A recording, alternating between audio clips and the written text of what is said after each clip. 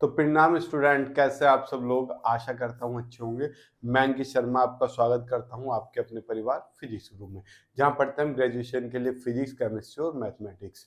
और ये आपकी फोर्थ सेमेस्टर की फिजिक्स की सेकंड बुक है, basic electronics and introduction to fibre optics. First book आपकी लास्ट यूनिट चल रही है, जिसका लिंक डिस्क्रिप्शन बॉक्स में दिया गया है। उसकी लास्ट यूनिट खत्म होते हैं उसकी एमसीक्यू सीरीज चल जाएगी, और ये आपकी जैसे चल रही है वैसे ही चलती रहेगी। हमने इसमें लेक्चर 1 कंप्लीट किया था। लेक्चर 1 में आशा करता हूँ आपको अच्छे से चीजें क्लियर हुई होंगी। उसमें हमने क्या क्या पढ़ा था, फेथफुल एम्पलीफिकेशन पढ़ा था, और फेथफुल एम्पलीफिकेशन पढ़ने के बाद नीड फॉर बाइसिंग पढ़ा था। अब बाइसिंग के कुछ टाइप भी होते हैं, बाइसिंग कैसे करते हैं, क्यों करते हैं, ये सब हम डिस्कशन करने वाले हैं। लेकिन आपके सिलेबस में उससे पहले एक छोटा सा नन्ना सा प्यारा सा टॉपिक दिया हुआ है, जिसका नाम है स्टेबलाइजेशन। समझना, जिस टॉपिक का नाम क्या है आज जो हम पढ़ने वाले हैं, वो है स्टेबलाइजेशन। स्टेबलाइजेशन, आप जानते हैं स्टेबलाइजेशन क्या होता है। आप घर में स्टेबलाइजर अब तो लगे नहीं आते, पहले आप अपने पापा से जाके पूछना कि हम स्टेबलाइजर लगाते थे, कि हम स्टेबलाइजर क्यों लगाते थे। सर लाइट कभी ज्यादा हो जाती थी, कभी कम हो जाती थी, तो उस लाइट को एक जगह पे फिक्स रखने के लिए हम क्या करते थे, स्टेबलाइजेशन का यूज करते थे। तो यहाँ पर भैया स्टेबलाइजेशन किस लिए हो रहा है, यहाँ भी एक चीज को फिक्स करना ही स्टेबलाइजेशन है। किस चीज को फिक्स करना बेटा, क्यू पॉइंट को। किस है, क्यू पॉइंट को। क्यू पॉइंट को फिक्स करना ही क्या है, जिसे हम ऑपरेटिंग पॉइंट भी बोलते हैं, क्या कहलाता है, स्टेबलाइजेशन। सर स्टेबलाइजेशन हम पढ़ तो लें सारा अच्छे से, लेकिन ये क्यू पॉइंट क्या है। अब मैं आपको पूरा स्टेबलाइजेशन समझा दूं और क्यू पॉइंट समझ में ना आए तो उससे कोई फायदा नहीं है। तो स्टेबलाइजेशन पढ़ने के लिए क्यू पॉइंट पढ़ना पड़ेगा, और क्यू पॉइंट पढ़ने के लिए आपको क्या पढ़ना पड़ेगा, डीसी लोड लाइंस।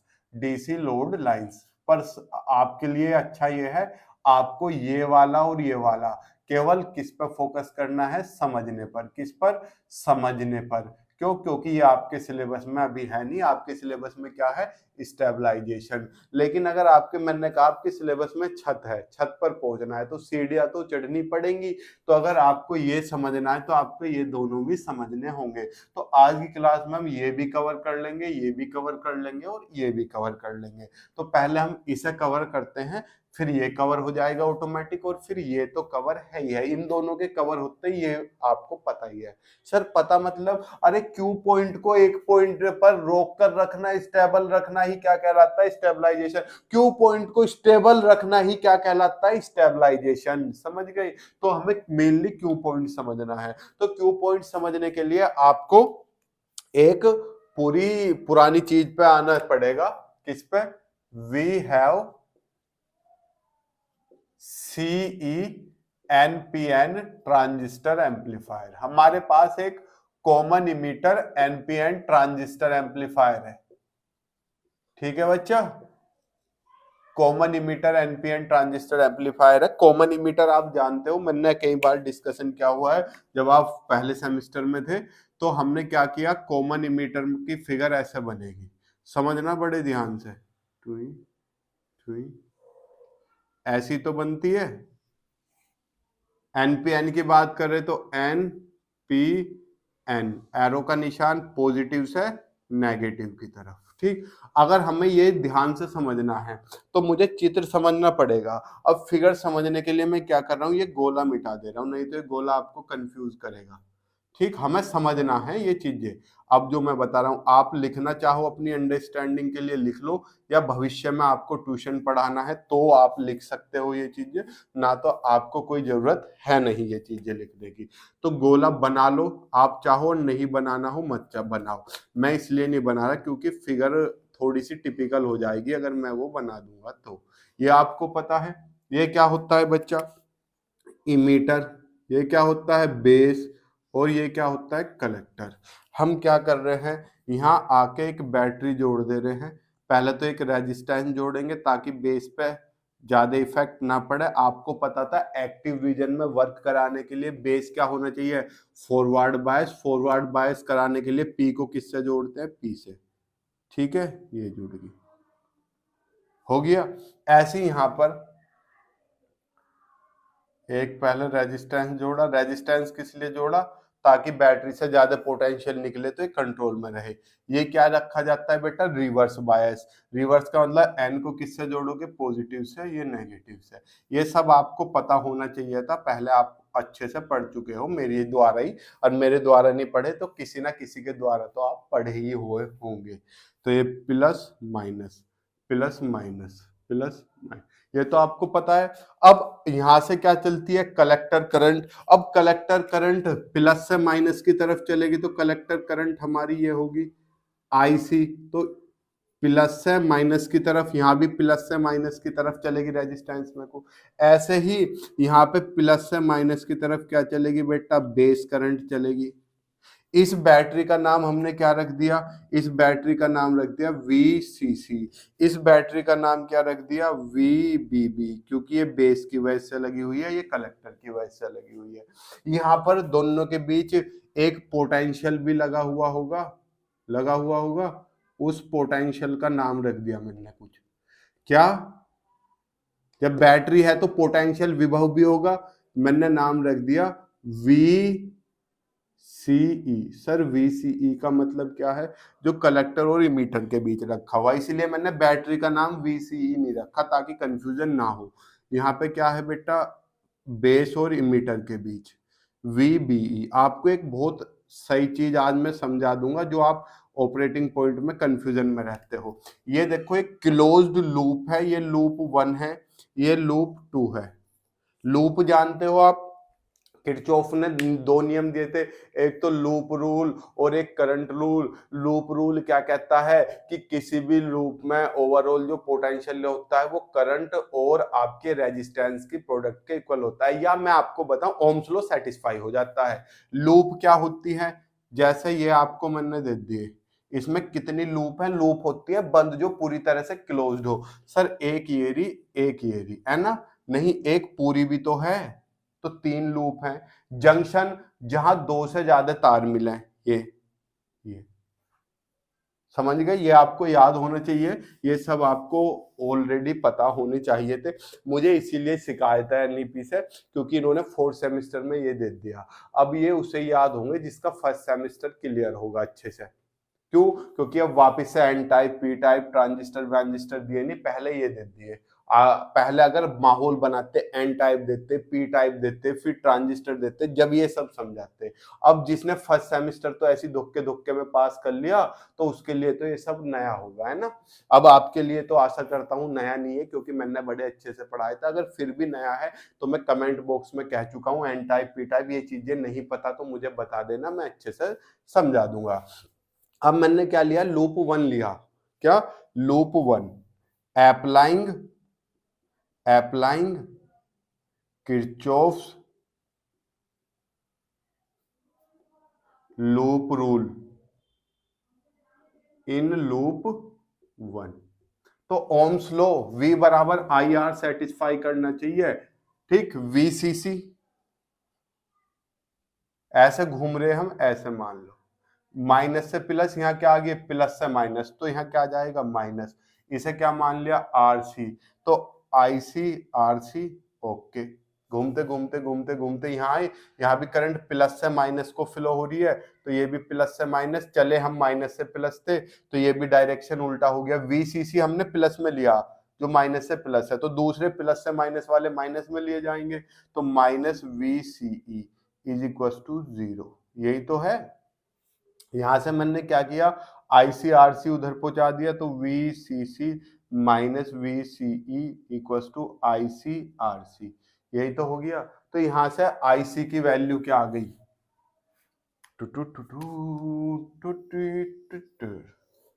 यहां से IC की वैल्यू कितनी आ गई, VCC minus VCE upon RC।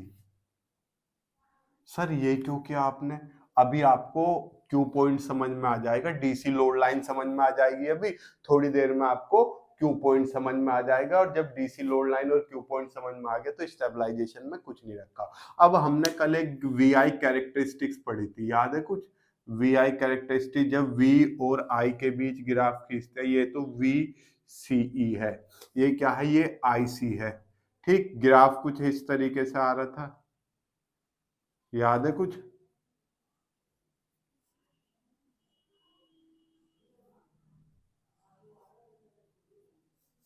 याद है सर? याद है। ये क्या था? Cut off region, cut off region, cut off region. भैया मैं बताने को 2 मिनट में स्टेबलाइजेशन बता के एक तरफ हट जाऊंगा, लेकिन आपको चीजें अच्छे से पता होनी चाहिए। एक्टिव रीजन, और ये क्या था बेटा? Saturation region. ये मैंने कल भी की क्लास में, यानी कि इससे जस्ट पहली क्लास में चर्चा की थी, सैचुरेशन रीजन। अब मुझे निकालना ये कंपोनेंट, यानी कि मुझे दे दिया 3x plus 4y is equal to 8 दे दिया। ठीक, आपका ये x एक्सिस है, y एक्सिस है। मैंने कहा x कंपोनेंट निकालो, तो x कंपोनेंट के लिए 4x कंपोनेंट, 4x कंपोनेंट, मुझे x का कंपोनेंट निकालना है। The y component will be 0। तो x कंपोनेंट निकालने के लिए y कंपोनेंट क्या रखोगे? 0 रखोगे, तभी तो x का निकल पाएगा। मैंने y कितना रख दिया? 0। तो मेरे पास कितना हो गया? 3x इक्वल टू 8, तो x इक्वल टू 8/3 आ गया ना। मान लो 1 2 3 4 8/3 यहाँ पे आया, ऐसी तो निकालते हो। तो अगर मुझे x कंपोनेंट निकालना है तो y कंपोनेंट 0 रखना पड़ेगा। y कंपोनेंट कितना है बच्चा? y कंपोनेंट कितना है? IC। तो IC क्या हो गया हमारा? 0 हो गया। इसलिए ये इक्वेशन नंबर IC 0 हो गया। x कंपोनेंट के लिए IC 0 हो गया, तो यहां से VCC minus VCE is equal to 0, यही तो मिलेगा। Upon RC is equal to 0। तो यहां से RC तो 0, तो VCC किसके इक्वल आ गया? VCE के। इसमें तो कोई रॉकेट साइंस था ही नहीं। बताओ बताओ सर, कोई दिक्कत वाली बात नहीं है। तो ये VCC मुझे इस पॉइंट पर कहीं यहाँ मिल गया, ये वाला y कंपोनेंट 0 रखने पे मिल गया। अब ये कंपोनेंट x कंपोनेंट मुझे यहाँ पे निकल गया सॉरी, अब मैं क्या निकाल लूंगा? For y component. अब y कंपोनेंट निकालना है, the x component will be 0। तो x कंपोनेंट क्या होगा? x कंपोनेंट 0 होगा। क्या होगा? 0 होगा। x कंपोनेंट कितना है? VCE। तो VCE कितना हो गया बच्चा? 0 हो गया। इसलिए आपको IC कितना मिला? VCC upon RC। मान लो ये किस पॉइंट पे मिला? ये हमें कहीं इस जगह मिल गया जाके, ये वाला पॉइंट IC पे, ये वाला पॉइंट कहीं यहां मिल गया। तो इन दोनों को मैंने क्या करा बेटा?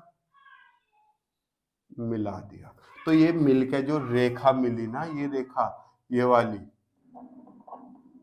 इसी लाइन को क्या कहते हैं? DC load line. तो आप समझ गए DC लोड लाइन क्या है। सर डीसी लोड लाइन क्या है? भैया हम एक कोई भी एम्पलीफायर लेंगे, मैंने बताया था नॉर्मली कॉमन इमीटर NPN लेते हैं, उसमें क्या करेंगे? उसके लिए ग्राफ खींचेंगे, क्या करेंगे? x कंपोनेंट 0 रख के y कंपोनेंट निकाल लेंगे, और y कंपोनेंट 0 रख के x कंपोनेंट निकाल लेंगे। दोनों को मिलाने पर जो लाइन मिलेगी उसे क्या बोल लेंगे? DC load line. सर इससे क्यू पॉइंट का क्या लेना देना? अभी लेना देना निकालता हूं। अब क्या करते हैं? इन लूप 1 में लगाते हैं, applying Kirchhoff's law in loop rule. ये क्या है? ये क्या है? आपकी IB है, बेस करंट।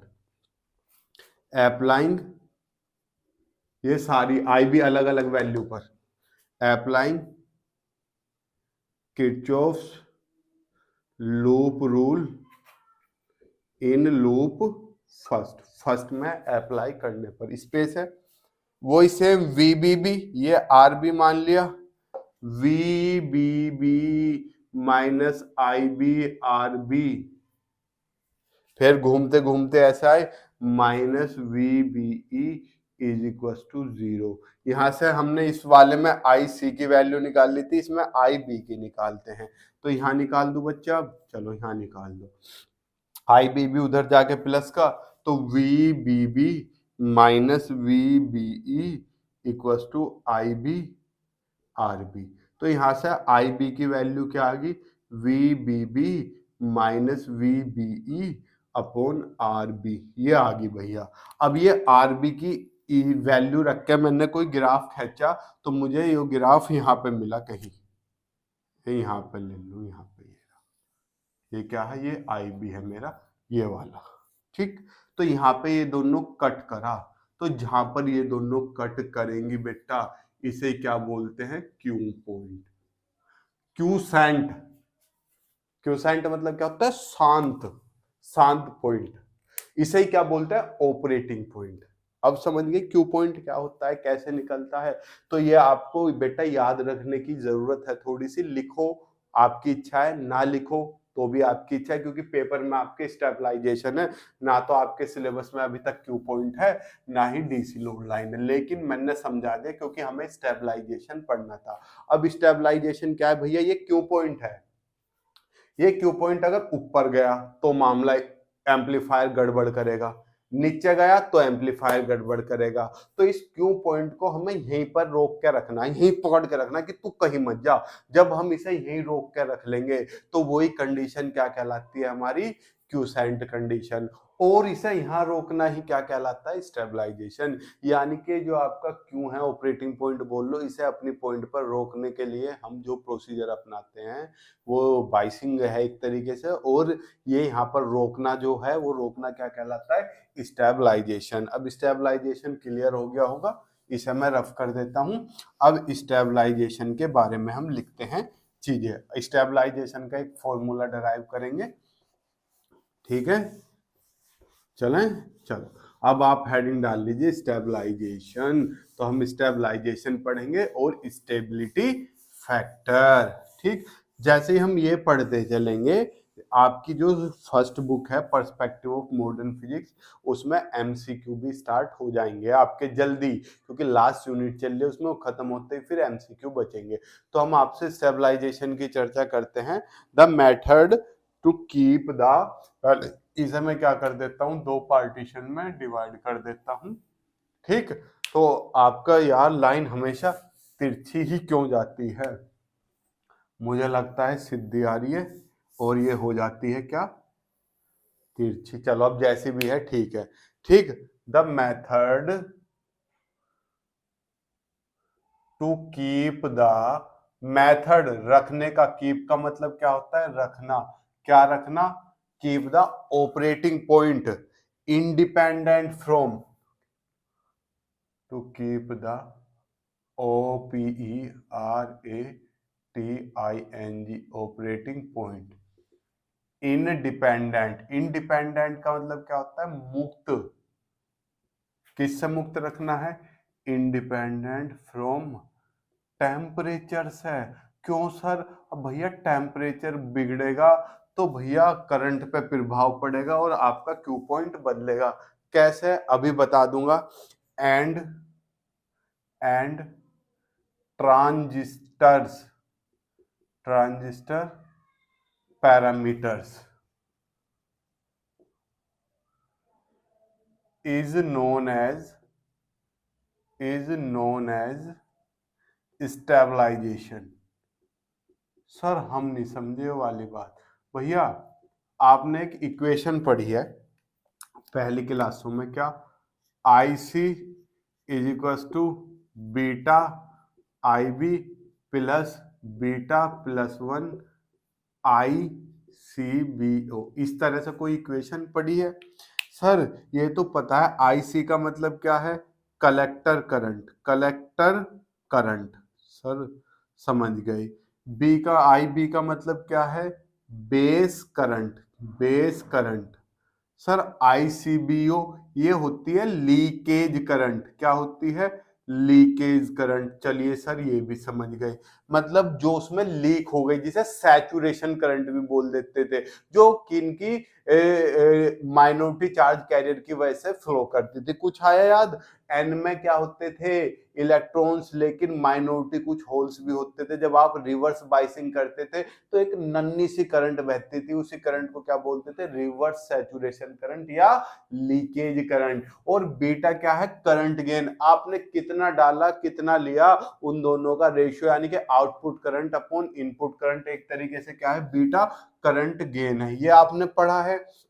तो यहां पर ये बीटा, आईबी, आईसीबीओ, ये क्या है? ट्रांजिस्टर पैरामीटर है। आपने क्या निकाला था ऑपरेटिंग पॉइंट? यहाँ VCE था और यहाँ IC था। अगर आप टेम्परेचर को कितना बढ़ा दो बेटा? 10 डिग्री सेल्सियस बढ़ा दो, तो जो आपका कलेक्टर करंट है, लीकेज करंट डबल हो जाती है। याद रखना इस बात को ऑब्जेक्टिव वालों। क्या? टेम्परेचर 10 डिग्री सेंटीग्रेड बढ़ाने पर लीकेज करंट डबल होगी। जब लीकेज करंट डबल होगी, टेम्परेचर चेंज करने पर लीकेज करंट चेंज होगी। लीकेज करंट चेंज होते आईसी चेंज होगा। हमारा आईसी चेंज होगा तो डीसी लोड लाइन बदलेगी, और जब डीसी लोड लाइन बदलेगी तो ऑपरेटिंग पॉइंट भी बदलेगा। तो ऐसी बीटा बदलेगा तो भी आईसी बदलेगी, आईबी बदलेगा तो भी आईसी बदलेगी। तो इसलिए हमें ट्रांजिस्टर पैरामीटर्स हो या टेम्परेचर हो, उससे अपने ऑपरेटिंग पॉइंट को इंडिपेंडेंट रखना है, मुक्त रखना है। क्यों? जहां तो टेम्परेचर से कोई फर्क पड़ना चाहिए, ना ही इन चीजों से कोई फर्क पड़ना चाहिए। जब इन चीजों से कोई फर्क नहीं पड़ेगा ना टेम्परेचर से, तो मेरा ऑपरेटिंग पॉइंट अपनी जगह पर रुका रहेगा। तो यही क्या कहलाता है? Is known as stabilisation. यही क्या कहलाता है? हमारा स्टेबलाइजेशन कहलाता है। समझ गए स्टेबलाइजेशन? सर समझ गए। चलिए इस बात को तो लिख लो, स्क्रीनशॉट ले लो, इसके नीचे लिख देना। ठीक है, चलिए चलो अब स्टेबिलिटी फैक्टर समझते हैं। स्टेबिलिटी फैक्टर, चलिए स्टेबिलिटी फैक्टर की चर्चा हम आपसे करते हैं। ये क्या होता है? It is nothing but the ratio. हमारे पास कुछ चीजें हैं, एक तो कलेक्टर करंट है, ये तो मेन फैक्टर है। लीकेज करंट है, बेस इमीटर वोल्टेज है, और बीटा है करंट गेन। ठीक है, तो हम डेफिनेशन लिखेंगे, द रेट ऑफ चेंज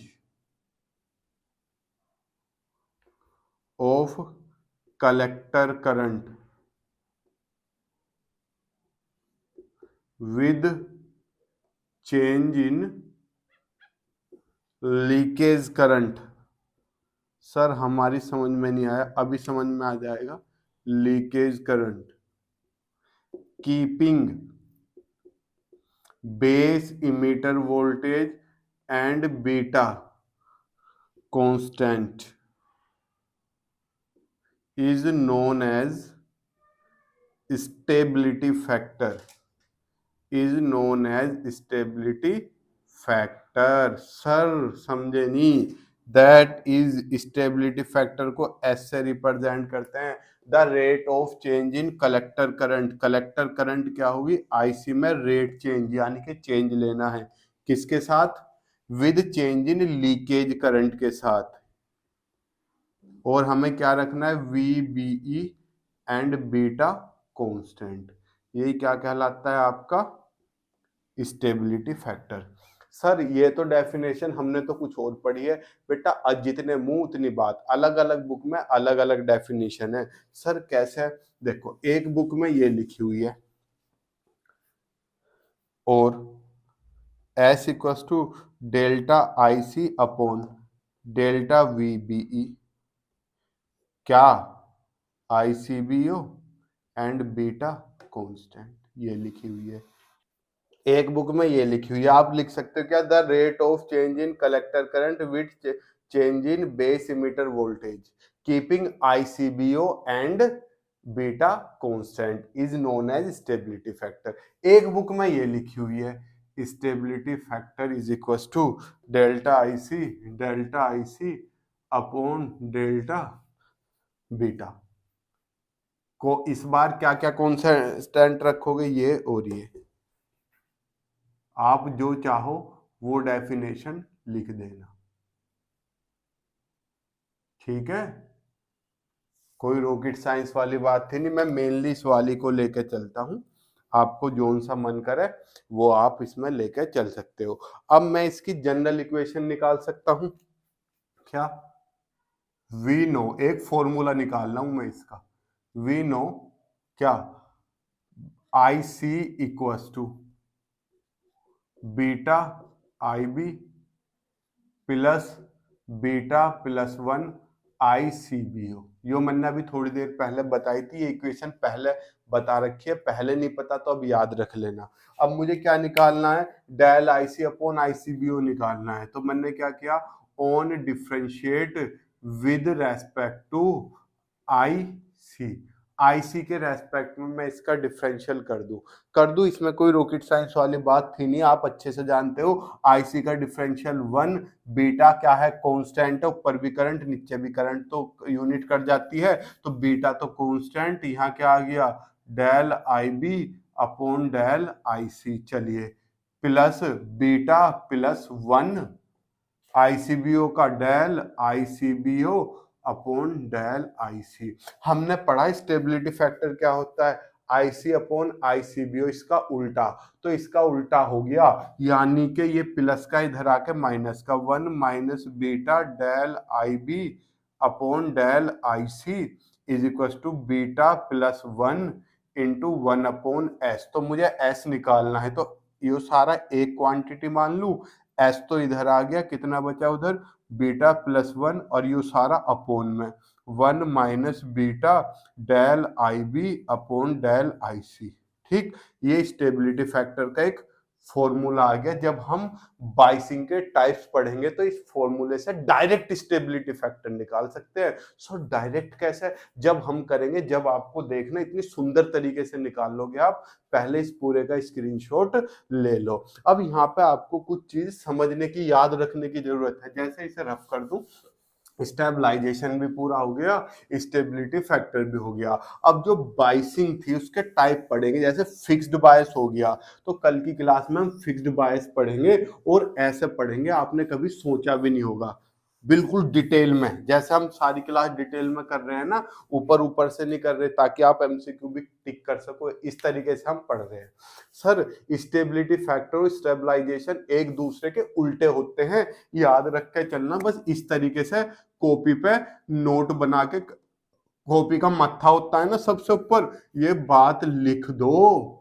क्या मेरे से पूछा था?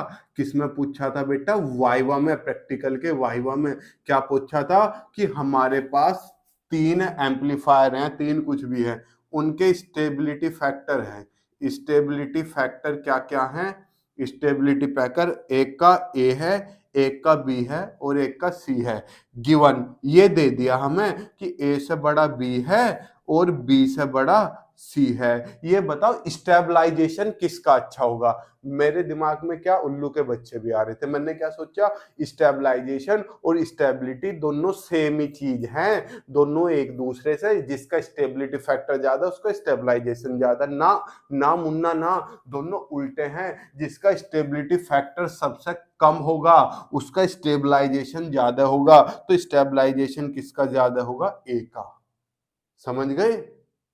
ये बात याद रखना, माइंड में छाप लो, नहीं तो पेपर में गलती कर आओगे। ठीक, चलिए मिलते हैं आपसे नेक्स्ट क्लास में फिक्स्ड बायस के साथ। तब तक गुड ही बाय, जय हिंद, जय भारत, प्रणाम, शुभ संध्या।